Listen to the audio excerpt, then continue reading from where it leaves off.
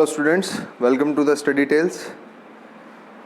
चलिए आगे हम चैप्टर 4 करते हैं, कंटेंट स्पेसिफिकेशन।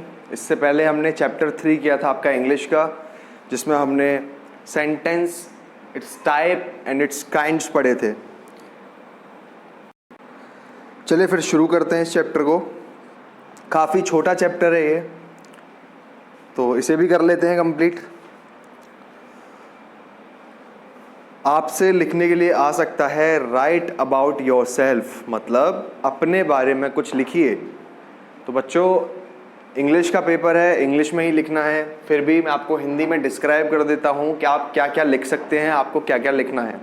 सबसे पहले आप अपने बारे में बताते हैं तो अपना नाम बताते हैं। तो सबसे पहले आप लिखेंगे माई नेम इज़, जैसे मेरा नाम या XYZ आपने कर लिया, ठीक है। तो मैं एग्जाम्पल के लिए ले लेता हूँ, किसी बच्चे का नाम है शुभम। तो चलिए, my name is Shubham, I live in Delhi, I am 24 years old, my hobbies are playing volleyball, cricket, I am studying DLED from, आप अपने कॉलेज का नाम लिखिए इसके बाद। जैसे मैं लिख देता हूँ I am studying DLED from Deendayal Upadhyaya college, my favourite subjects is mathematics, ठीक है। तो यही सब आपको लिखना है। इसमें बहुत बेसिक चीज़ें हैं, लेकिन बच्चे समझ नहीं पाते हम स्टार्टिंग कहाँ से करें, क्या क्या लिखें, ठीक है। कुछ बच्चे तो कुछ भी लिख देते हैं, तो आपको एक्स्ट्रा कुछ नहीं लिखना है। अपने आप से रिलेटेड लिखिए, अपनी फैमिली के बारे में ज़्यादा कुछ नहीं लिखना है। अपना नाम, आप क्या करते हैं, आपको क्या क्या पसंद है, आपका फेवरेट सब्जेक्ट क्या है, ठीक है, आपका एम क्या है या गोल क्या है, मतलब आगे आपको क्या करना है। तो आप इसमें लिखेंगे आप DLED कर रहे हैं, तो सीधी सी बात है कि आपका गोल है कि आपको आगे टीचर बनना है, ठीक है। तो यही सब आपको इसमें लिखना होता है। तो ये बेसिक सी बात थी, मैंने बता दी है। चलिए आगे देखते हैं और क्या है इसमें। नरेशन, आपसे कभी कभी पूछ लेता है कि नरेशन का मीनिंग बताइए, व्हाट इज नरेशन, या right something about narration, what do you understand by narration. Narration से आप क्या समझते हैं। तो नरेशन क्या होता है समझ लेते हैं। चलिए, narration is the use of a written or spoken commentary to convey a story to an audience. It is also called story telling. Narration का मतलब बेटा ये होता है, जैसे मैंने आपको एक बात बताई नॉर्मली कि मैं दिल्ली गया था, है ना, और दिल्ली में मेरे साथ एक किस्सा हो गया, एक वारदात हो गई, ठीक है। तो आप पूछेंगे मुझसे कि सर बताइए क्या हो गया ऐसा। तो जो मैं आपको उस किस्से को बताऊंगा, ठीक है, किसी कहानी को बोलना, स्टोरी टेलिंग, किसी कहानी को बताना, किसी किस्से को बताना, ठीक है। और मैं कहूँ तो दीर्घ तरह से बताना, मतलब अच्छी तरह एक्सप्लेन करके बताना ही नरेशन कहलाता है। नरेशन का मतलब ही यही है कि किसी चीज़ को विस्तार में बताना ही नरेशन है। आई होप आप समझ गए होंगे। आप लिख देंगे अपनी तरफ से कि नरेशन क्या होता है। चलिए आगे देखते हैं। अच्छा, इसके साथ साथ इस चैप्टर में कुछ पैसेज भी आते हैं, इन्हें पैसेज बोला जाता है। आपको कुछ सेंटेंसेस दे दिए जाएंगे, एक पैसेज दे दिया जाएगा, और उसको पढ़ के आपसे कुछ भी पूछ सकता है। इसमें पूछ रहा है कि read the following passage carefully and frame 4 question based on it. आपको ये एक story they the, story they सकता है, पोएम दे सकता है, ठीक है, ये पैसेज दे दिया है। तो इसमें से आपको कोई भी अपने मन से 4 क्वेश्चन बनाने हैं खुद से, इसके बेसिस पे, ठीक है। तो जैसे मैं कहूँ, पहले इसे पढ़ लेते हैं, आपको मैं हिंदी में भी समझा देता हूँ। Mahatma Gandhi was born on October 2, 1869 at Porbandar. He devoted his entire life for the upliftment of the poor and go get his country free from British. मतलब महात्मा गांधी जी जो थे, वैसे भी आज 2 अक्टूबर ही है, was born on 2 अक्टूबर, मतलब महात्मा गांधी जी का जन्म 2 अक्टूबर 1869 में पोरबंदर में हुआ था, ठीक है। उन्होंने अपनी ज़िंदगी जो गरीब लोग थे उनको ऊपर उठाने में लगा दी। साथ साथ हमारे देश पे, जैसा कि आप जानते हैं, अंग्रेज़ों ने राज किया था, तो अंग्रेज़ों से आज़ाद कराने में भी उन्होंने अपनी ज़िंदगी गुजारी, ठीक। He live the life of a common man, उन्होंने एक साधारण व्यक्ति की तरह अपना जीवन व्यतीत किया। वी कॉल गांधी जी बापू, हम गांधी जी को प्यार से बापू भी बोलते हैं, आप सब जानते हैं। He is the father of our nation, ठीक है, उन्हें हम राष्ट्रपिता भी बोलते हैं। तो चलिए ये तो मैंने आपको समझा दिया। अब इस क्वेश्चन में ये कह रहा है कि आप इसमें से जो दिया गया है कि कोई भी 4 क्वेश्चन बनाइए, आपसे कोई आंसर नहीं मांग रहा है, ये क्वेश्चन बनाना ही आंसर है कि इस पैसेज में से कोई भी 4 क्वेश्चन बना दो आप। तो आप क्वेश्चन बना सकते हैं, मैंने कुछ क्वेश्चन बनाए हैं तो देखते हैं। When and where was Mahatma Gandhi born, ठीक है, इसमें आंसर ऊपर दे रखे हैं, आपसे क्वेश्चन बनाना है आपको, तो बना सकते हैं ना। इसमें दे रखा है कि महात्मा गांधी 2 अक्टूबर को पैदा हुए थे और पोरबंदर में हुए थे, तो मैं इसमें से क्वेश्चन आराम से बना सकता हूँ ना कि महात्मा गांधी कहाँ पैदा हुए थे और कब पैदा हुए थे, यही मैंने पहला क्वेश्चन बना दिया है। ऐसा 2016 बीटीसी में ये आ चुका है क्वेश्चन, मैंने वहीं से उठा के रखा है यहाँ पे, तो आप इसे इग्नोर ना करें, बहुत आराम से देखें, ठीक। तो मैंने दूसरा क्वेश्चन बनाया है, how did Mahatma Gandhi live his life.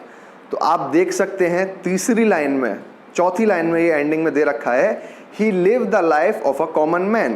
Question में मैंने पूछा है कि महात्मा गांधी जी ने अपनी ज़िंदगी कैसे जी थी, तो इसमें सीधा सीधा दे रखा है ऊपर पैसेज में कि महात्मा गांधी जी ने एक साधारण व्यक्ति की तरह अपनी ज़िंदगी को जिया था, ठीक। चलिए आगे है, मैंने क्वेश्चन एक और बनाया है, to whom do we call बापू। तो इसमें आप लास्ट लाइन में देखिए, इसमें दे रखा था कि वी कॉल गांधी जी बापू, हम गांधी जी को बापू बोलते थे। तो मैंने क्वेश्चन इसका यही बना दिया कि हम बापू किन्हें बोलते थे, इसमें से देख के गांधी जी को ही बोलते थे। चलिए अब चौथा भी देख लेते हैं, who is the father of India. तो ये भी लास्ट लाइन में आप देख सकते हैं, he is the father of our nation. Nation देश को बोलते हैं, हमारा देश क्या है, इंडिया, भारत, हिंदुस्तान, ठीक है। तो ये भी क्वेश्चन बन गया इसमें से, who is the father of India. तो यही आपको करना है, ये जो नीचे मैंने 4 लिखे हैं ये आंसर हैं इसके, आप एक बार ऊपर पढ़िए, उसमें यही दे रहा है कि आपको 4 क्वेश्चन इस पैसेज में से देख के बनाने हैं, खुद के 4 क्वेश्चन आप बनाइए, वही आपका आंसर होगा इसका, ठीक है। समझ गए होंगे। इसमें शायद कुछ बच्चों को कन्फ्यूज़न हो, मुझे व्हाट्सएप कर लीजिए, कोई प्रॉब्लम हो तो नंबर मैंने डिस्क्रिप्शन में दे रखा है, और मोस्टली बच्चों के पास मेरा फ़ोन नंबर है, व्हाट्सएप नंबर है, ठीक है। चलिए आगे देख लेते हैं। अब ये आ जाता है, read the following passage carefully and answer the question based on it, ठीक है। अब इसमें क्या है कि आपको पैसेज दे रखा है और क्वेश्चन दे रखे हैं, तो आपको इन क्वेश्चंस के आंसर इस पैसेज में से ढूंढने हैं। उसमें से हमने लास्ट में जो किया है उसमें हमें क्वेश्चन बनाए थे, ठीक है, उस पैसेज से क्वेश्चन क्या क्या बन सकते हैं वो बनाए थे। तो इसमें से देख लेते हैं, तो इसमें हमें आंसर निकालने, क्वेश्चन हमें दे रखे हैं नीचे 2, हमें इसमें से आंसर ढूंढने हैं। चलिए पहले मैं आपको पैसेज को समझा देता हूँ। A man was kept in jail without any fault, एक आदमी को जेल में डाल दिया गया बिना किसी गलती के। The king inquired and found that he was innocent, king ने मतलब जो वहाँ का राजा था उसने इंक्वायरी की, इंक्वायरी का मतलब जांच पड़ताल कराई, छानबीन कराई, तो उसे पता चला कि जो इंसान जेल में है वो तो बेकसूर है, उसकी कोई गलती नहीं है। The king gave him a sum of money and set him free, तो राजा ने उसे जेल से बाहर निकाल दिया और उसे कुछ पैसे भी दिए। He went straight to the market where some birds were kept for sale, तो वो आदमी जेल से निकलने के बाद बाजार गया, तो वो कहाँ गया, एक दुकान पर गया जहाँ पे कुछ जो चिड़िया होती हैं, पक्षी होते हैं, उनको पिंजरे में बंद किया हुआ था बेचने के लिए, है ना। तो आगे क्या होता है, he purchased all the birds and set them free, उसने वो सारे पक्षी खरीद लिए, ठीक, और उन सबको आज़ाद कर दिया, उसने खरीद भी लिया और आज़ाद भी कर दिया। चलिए, at this time shopkeeper was surprised, अब जो दुकानदार था वो तो शौक में आ गया कि भाई इसने तो मुझे पैसे दिए हैं, पक्षी खरीदे हैं, और इसने पक्षी को उड़ा क्यों दिया। तो देखते हैं आगे क्या होता है। Then the man said to him, if you have been in prison like me for no fault you would have done the same, तो वो इंसान बड़ा ही अच्छा आंसर देता है कि अगर तुम मेरी जगह जेल में बंद होते या मेरी तरह तुम भी जेल में बंद होते, वो भी बिना कारण के, तो तुम भी वही करते जो मैंने अब किया है। मतलब पक्षियों की क्या गलती है? पक्षियों की भी तो कोई गलती नहीं है ना, उनका हक है आसमान में उड़ने का, ठीक है। भगवान ने पंख दिए हैं, किस लिए दिए? उड़ने के लिए दिए हैं। जब उनको बेवजह पिंजरे में बंद कर रखा है तो उन्हें भी आज़ाद छोड़ा जाए। तो वही उसने कहा कि किसी दिन या अगर मेरी जगह तुम बिना किसी गलती के जेल में बंद होगे, तब तुम्हें अंदाज़ा होगा कि मैंने इन्हें क्यों पक्षियों को आज़ाद कर दिया। तो चलिए, ये तो मैंने आपको इसे समझा दिया है। देखते हैं क्वेश्चन क्या पूछता है। पहला क्वेश्चन है, if you had been in prison like for me, no fault, you would have done the same, what does it suggest. देखिए, क्वेश्चन पूछ रहा है कि अगर तुम मेरी तरह ही जेल में बंद होते बिना किसी गलती के, तो तुम भी वही करते जो मैंने किया है। ये बात किसने बोली थी? उस इंसान ने जो जेल से छूट कर आया था, और उसने ये बात दुकानदार से बोली थी।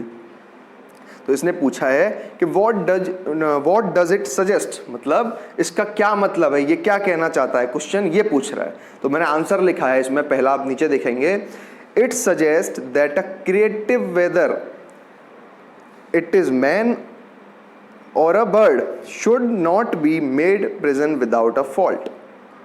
देखिए, सीधी सी बात है कि चाहे इंसान हो चाहे पक्षी हो, ये एक अपने आप में क्रिएशन है, एक अजूबा है। सीधी सी बात है ना।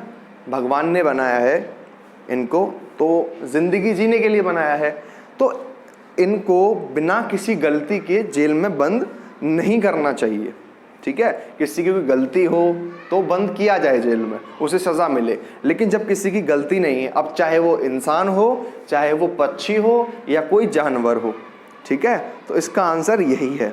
दूसरा क्वेश्चन है, give the antonym of the word innocent. देखिए, सबसे पहले तो मैं इसमें पूछ रहा है एंटोनियम। एंटोनियम होता क्या है? एंटोनियम का बच्चों मतलब होता है, हम हिंदी में पढ़ते हैं, विलोम शब्द और पर्यायवाची शब्द, ठीक। तो एंटोनियम का मतलब होता है विलोम शब्द, मतलब विपरीत, इसका उल्टा क्या होगा। और सिनोनियम होता है पर्यायवाची। पर्यायवाची मतलब इसका और क्या मतलब हो सकता है ना। तो हमसे एंटोनियम पूछा है इनोसेंट का। अब इनोसेंट किसे बोलते हैं? इनोसेंट मतलब जिसकी कोई गलती ना हो, कोई मासूम हो, निर्दोष हो। तो सीधी सी बात है कि निर्दोष का विपरीत क्या होगा? निर्दोष का विपरीत क्या होगा? गुनहगार होगा, है ना, जिसने कोई गलती की हो। तो इसका आंसर है, इनोसेंट का एंटोनियम या विपरीत है गिल्टी। गिल्टी मतलब जिसने कोई गलती की हो, ठीक। आई होप आपको समझ में आ गया होगा। तो बच्चों, ये चैप्टर इतना ही था, यहीं तक था। काफ़ी छोटा सा चैप्टर है। 2 पैसेज मैंने आपको करा दिए हैं। पैसेज कोई भी आ सकता है, कैसा भी आ सकता है, ये आपके प्रीवियस ईयर में आ चुके हैं, इसलिए मैंने आपको ये करा दिए हैं, ठीक है।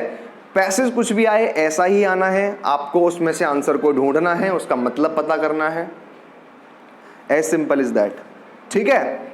तो कोई भी परेशानी हो मुझे व्हाट्सएप कीजिए आप। मैं हमेशा कहता हूँ, साथ में बच्चों याद रखो, मैं जो करा रहा हूँ बहुत बहुत बहुत इंपॉर्टेंट क्वेश्चंस करा रहा हूँ, लेकिन आपको अपना प्रीवियस ईयर मटेरियल, यानी जो मॉडल पेपर्स आपके पास हैं, जिन बच्चों ने नहीं लिए हैं वो ज़रूर खरीद लें। बेफिजूल की किताबों के पीछे ना भागें, आपको मॉडल पेपर ज़रूर करने हैं, जिससे कि आपको ये आइडिया लग सके कि एग्ज़ाम में क्वेश्चंस कैसे कैसे आते हैं। और मेरा एक सुझाव ये भी है आपको कि अपने एग्ज़ाम से पहले एक बार घड़ी लगा के या टाइम लगा के, जैसे आपका मैथ का पेपर, इंग्लिश का पेपर शायद 1 घंटे का होता है, तो 1 घंटा आप पेपर कोई भी दे रखा होता है उसे सॉल्व करके देखिए, क्या आप 1 घंटे में क्वेश्चन पेपर सॉल्व कर पा रहे हैं, ठीक है। तो इससे आपको प्रैक्टिस बनेगी। साथ में कुछ MCQ क्वेश्चंस भी होते हैं, किसी क्वेश्चन की लैंग्वेज को घुमा दिया जाता है, वो मॉडल पेपर में आपको मिलेंगे। मैंने आपको पूरी थ्योरी समझाई है ना, इसका मतलब क्या हो सकता है। अब उसको वो घुमा के थोड़ा पूछ ले, लेकिन अगर आपने ये थ्योरी ढंग से समझी है, ठीक है, तो कितना भी घुमा के पूछ ले, आपसे कोई भी क्वेश्चन छूटेगा नहीं, ठीक। तो वही मैं कह रहा हूँ, बस आप ध्यान से मॉडल पेपर सॉल्व कीजिए। कोई दिक्कत आ रही है, कोई प्रॉब्लम है, आप मुझे व्हाट्सएप कीजिए, ठीक है। व्हाट्सएप नंबर मैंने प्रोवाइड करा रखा है। चलिए स्टूडेंट्स, आप चैनल को सब्सक्राइब जरूर कीजिए, जिन जिन ने सब्सक्राइब नहीं किया है। सब्सक्राइब करने से क्या होगा, आपको आने वाली वीडियोस का नोटिफिकेशन मिलता रहेगा। क्लासेस और भी ज़्यादा अभी अपलोड होने वाली हैं। इंग्लिश और मैथमेटिक्स का सिलेबस ख़त्म होने वाला है अगले 2 दिन में। उसके बाद हम नया सब्जेक्ट शुरू करेंगे जो आपके थ्योरी वाले सब्जेक्ट हैं, प्रारंभिक शिक्षा व प्रारंभिक शिक्षा के नवीन प्रयास। ये भी आपके अभी होना बाकी हैं। ये 50-50 नंबर के हैं। जीके भी बाकी है। कंप्यूटर तो सेकंड सेमेस्टर में आपका इस बार है नहीं, ठीक है। और बाकी जो भी डिमांड करेंगे बच्चे, जो भी चाहते हैं जिस सब्जेक्ट से मैं शुरुआत करूं, उसका भी आप मुझे कमेंट कीजिए या मुझे व्हाट्सएप कीजिए कि बच्चों आप क्या चाहते हो, कौन सा सब्जेक्ट मुझे अब शुरू कराना चाहिए, ठीक है। और बाकी मैं तो कराऊंगा ही जो मुझे बेटर लगेगा। चलिए फिर बच्चों, मिलते हैं अगली वीडियो में एक नए चैप्टर के साथ। Thank you very much. If this session was helpful to you, like, comment, share and subscribe. Press the bell icon and you can follow me on the links given below.